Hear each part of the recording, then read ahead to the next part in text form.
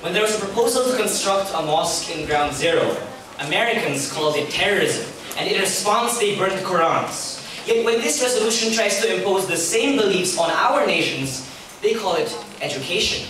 And so if they don't respect our beliefs and our cultures, why should we respect theirs? That in essence is the double standard imposed in this resolution. Clause 4 tries to package it as a harmless proposal for education and public awareness. Yet one man's public awareness is another man's propaganda.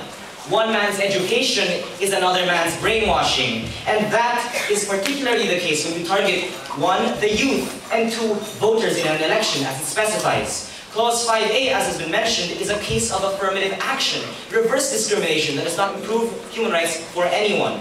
Clause 5B, lastly, is something that is not universally accepted as in line with the beliefs of the UN, as it promotes sexual education and the spread of contraceptives, which even in this relatively liberal country has not been accepted at all. And on these grounds, this is not a harmless resolution, as it has been tried to be proposed by the delegate of Germany in her most eloquent speech, and yet contradictory to everything on which we believe. In closing, we would like to reiterate that they stated in their opening speech that sometimes religion can be subverted in the interest of their human rights. Yet their ideas are not the same as ours, and they do not respect ours, so we should not respect theirs. Thank you very much. Thank you, Delegate. Is the Delegate open to points of information? Yes, Chair, I know. Delegates of Tunisia, Russia, and Germany, you have been recognized in that order. The delegate of Tunisia assumes that when the delegate of Iran means we, our culture, the delegate is assuming to Muslim cultures, correct?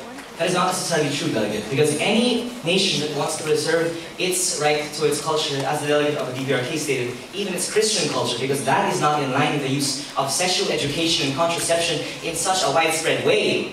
This is something which all nations believe in this assembly, and something that Germany has been singled out for as not believing in itself. Just to remind of the clarification made by the delegate of the Philippines, in which the Pope has said that contraceptives are widely accepted now.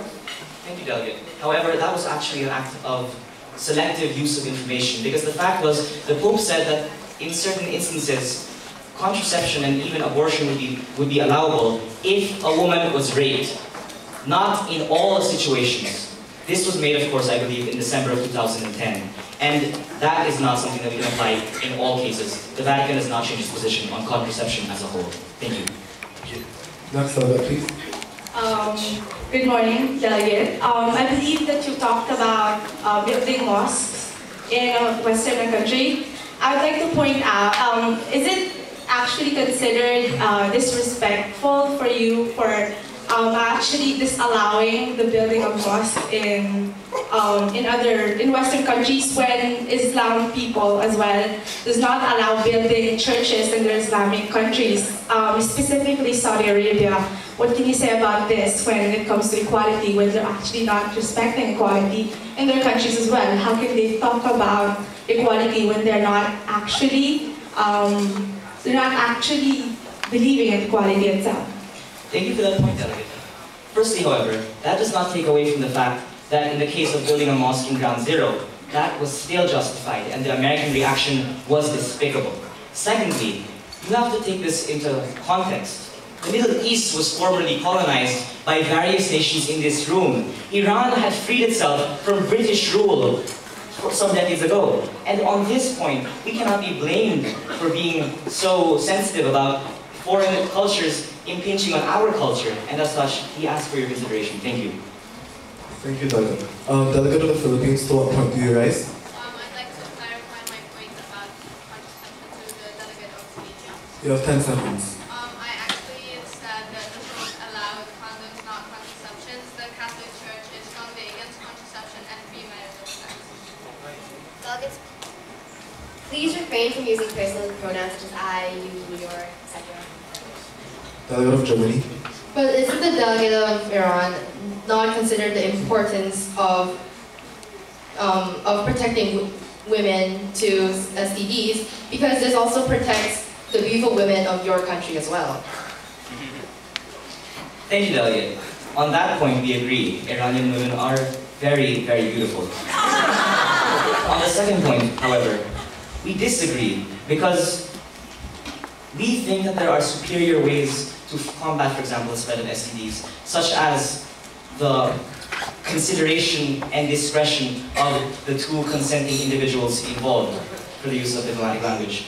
And also the fact that religion must be prioritized, it must be valued. And in the Delegate of Germany's speech, that was not in place. And so any country in this assembly that values its virtues and its religion must vote against this resolution. Thank you. Can I make a point? Can the delegate make a point to the chair? Yes. Delegates in this assembly, through the chair, must be aware of the fact that religion and safety, protection of human rights can coexist together in the same world. And the delegate of Iran is being completely single-minded and looking at only one aspect of this resolution. However, delegates must be more open-minded. Thank you. If the delegate may add, the delegate of Germany actually does not represent the broad majority of members of this assembly. Germany has a strong German chancellor, Angela Merkel. Most of the nations in this assembly have never even had a female leader. They do not represent the majority of these nations, but Iran does. Thank you. Thank you. Motion to extend by 1 point. Delegate, that will not be in order at this time. Could the delegate please yield the floor back to the chair? The delegate is the floor.